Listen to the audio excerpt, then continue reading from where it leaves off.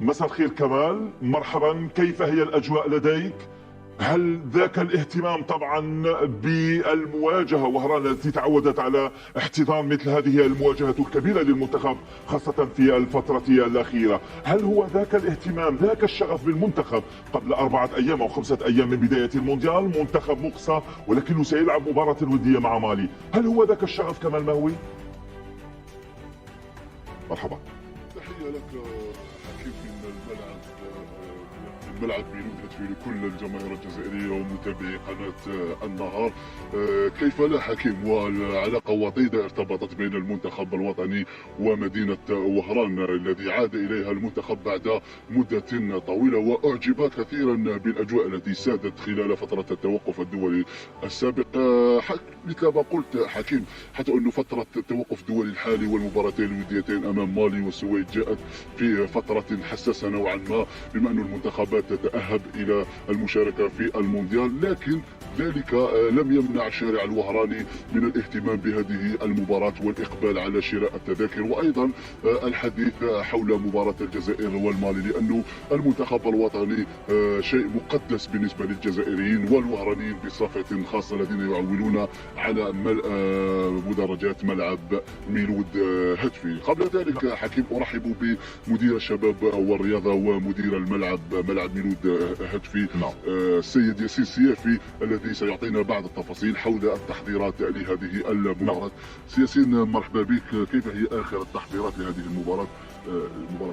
شكرا. اولا وقبل كل شيء اهلا وسهلا بكم ومرحبا بكم في ولايه وهران وفي ملعب هتفي بولود. فيما راكم تشوفوا يعني اليوم يعني التحضيرات على قدم وساق فيما يخص احتضان هذه المقابله. احنا بالنسبه لنا يعني كمسؤولين على مستوى وهران والهياكل الرياضيه ما عندناش مقابله لا رسميه ولا يعني مقابله وديه. احنا ناخذ الامور بجديه كما يلزم الحال. اليوم يعني في الناحيه التنظيميه تشوف الملعب راهو في احلى حله. من ناحيه العشب الطبيعي اليوم يعني راهو ممتاز، هذا حسب الخبراء اللي جاوا يعينوه وشافوه. دونك فيما يخص الجانب كذلك الامني تم التكفل به بطريقه يعني جيده جدا بالتنسيق كبير مع الساده يعني الاجهزه الامنيه المتخصصه والمختصه. فيما يخص يعني الملعب راك تشوف اليوم راهو في حاله جاهزيه تامه من ناحيه النظافه، من ناحيه الاستقبال، من ناحيه يعني توفير. حتى نعاود ناكد مره اخرى انه يعني التذاكر الموضوعه تحت التصرف يعني عن طريق المنصه راهي اكثر من 38,000 تذكره، يعني لحد الساعه راهو تم بيع اكثر من 13,000 تذكره، وراح العمليه متواصله ان شاء الله الى يوم غد.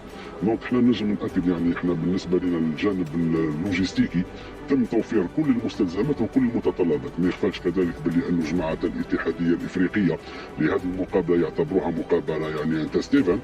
دونك احنا حاب يشوفوا ابري من ناحيه يعني الفعاليه ومن ناحيه الاندماج حتى الحركه الجمعويه اللي في هران، لانه كانت فورماسيون البارح عن طريق لي بينيفول. كذلك يعني ادماج يعني هذا من الاستادي اللي راح ندخلوهم كذلك تولي ثقافه الاستعمال والتكفل كذلك بالمداخل بالنسبه للمواطنين. نظن باللي يعني الامور كلها متوفره ولا احسن حال. حتى هم يعني سجلوا ارتياح كبير جماعه الاكاف، لانه نعاود ناكد مره اخرى لانه كان يعني قرار سابق انه لا يمكن استعمال المنشات الرياضيه اللي تحتضن الشان 2023 جونفي.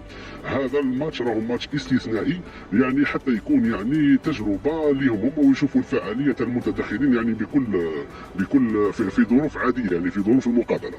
نقطة مهمة يعني أثرتها هي أنه هذا اللقاء هو لقاء يعني تجريبي يعني لاحتضان الشان، وأيضا بعد ذلك يعني ملف الجزائر في احتضان كأس إفريقيا 2025.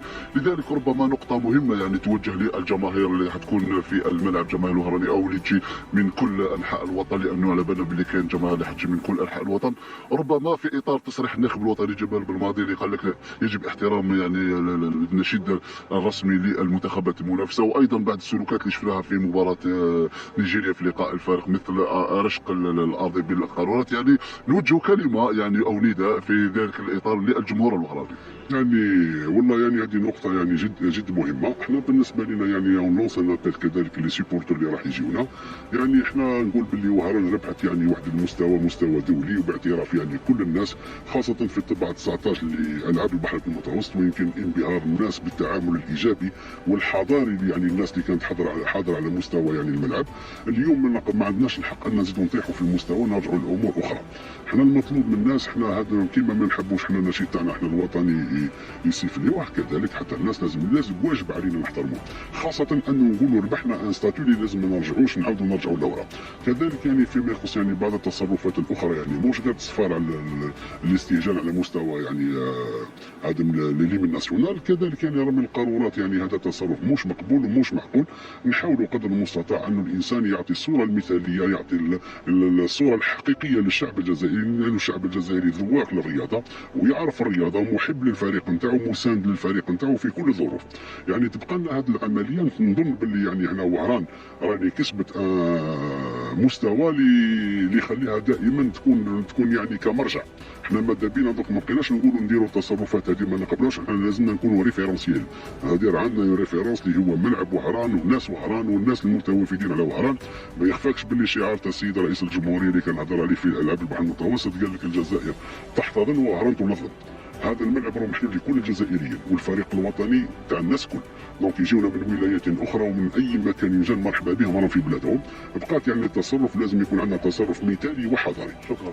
ديك الساعه سي ياسين بدا بلي عندك شغالات كثيره نتركوك يعني ماشي غير في اخر الترتيبات. بارك الله فيك سي ياسين، شكرا لك. حكيم، اذا كانت هذا تصريح يا ياسين السيافي مدير الملعب وايضا مدير الشباب والرياضه لولايه وهران. مثل ما شاهدت يعني حتى ارضيه الميدان حكيم تبدو في حله جيده وتحسنت كثيرا مقارنه بشهر يعني بالشهر الفارط شهر سبتمبر حين واجه المنتخب الوطني منتخب غينيا وايضا نيجيريا. اليوم الملعب يعني في حاله جيده، حتى المنتخب الوطني لن يخوض حصه تدريبيه فيه، بل ستكون فقط حصه تدريبيه واحده للمنتخب المالي عفوا في توقيت اللقاء. نعم، الساعة 8:30. إذا نقطتان مهمتان كمان ما هو أشرت لهما مع ضيفك الكريم مدير الشباب والرياضة حول عدم التصفير على النشيد الوطني المالي وأيضا عدم رمي القارورات. حملة توعية كيف تكون؟ يرتقب أن تكون حملة توعية متواصلة للجمهور الوهراني حول هاتين النقطتين. أكيد، وهو ما يجب التجند عليه، خاصة أن هذه المباراة مثل ما قال هي مباراة تجريبية، لأنه وفد من الاتحاد الإفريقي لكرة القدم هو متواجد بمدينة وهران، يعني يشاهد كل الترتيبات وأيضا سيدون تقرير حول سير المباراة وسيرورتها، وذلك لربما تحضير للشان، وأيضا هي ربما أحداث متسلسلة، بأنه بعد ذلك يوجد ملف للجزائر لاحتضان كأس إفريقيا 2025. لذلك هذه التصرفات ربما اقتحام الملعب، ربما رمي القارورات، التصوير على أنشطة المنتخبات المنافسة، كل هذه الأمور تضر بملف الجزائر وصورة الجزائر. لذلك الجمهور الوهراني المتعقل المضياف الذي يرحب بالجميع، نتمنى أن تنعكس الصورة الجميلة لمدينة وهران في أرضية في ملعب ميلود هتفي، وتكون حفلة، لأنه قلت لك رغم التوقيت الصعب لأنه الكل كان يتمنى التواجد في المونديال، إلا أنه سيكون إن شاء الله الملعب ممتلئ. 13,000 تذكرة بيعت من بين 38 أو 38 ألف تذكرة.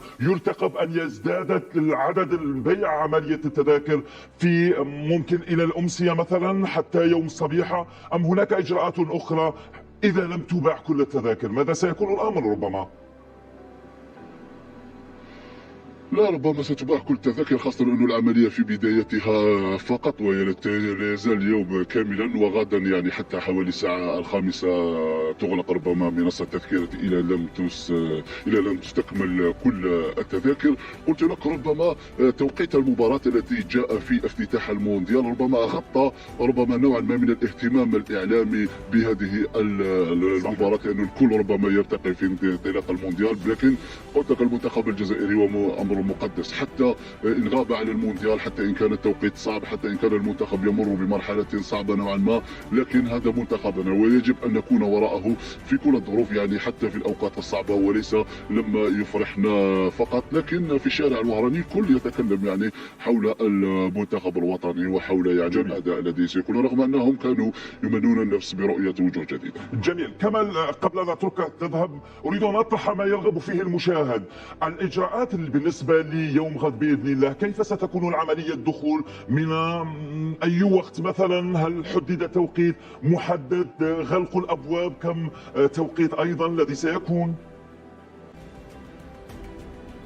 هي نفس الإجراءات التي تبعت في اللقاء الفارط. الأبواب اللقاء ستكون يعني مفتوحة، الملعب عفوا ستكون مفتوحة بداية من الساعة 1 بعد الزوال، وسيكون يعني دخول الأنصار تدريجيا حتى ربما يتفادى الازدحام في آخر اليوم، خاصة أنه يوم عمل، لأنه الأنصار سيكونوا مرتقبين في نهاية اليوم بكثرة بما أنه يصادف يوم عمل أو خلال أيام الأسبوع. إلى ذلك يعني كل الإجراءات هي نفسها التي اتبعت في اللقاء الفارط، مع يعني تشديد الإجراءات الأمنية هذه المرة، لأنه قلت لك الأعين كلها موجهة إلى لقاء الغد بالنسبة للكاف، لأنه سيكون محطة تجريبية للشان ومنها إلى احتضان الجزائر. لذلك كل يعني مخالف وكل من يرتكب ستكون هناك عقوبات مشددة حسب ما استسقيناه هنا في ملعب ميلود هاتفي. إذن شكرا لك زميلنا كمال مهوي، مبعوث تلفزيون النهار إلى وهران. نبقى متواصلين معكم مشاهدينا على مدار الساعة للحديث عن كل التفاصيل هذه المواجهة. شكرا جزيلا لك كمال.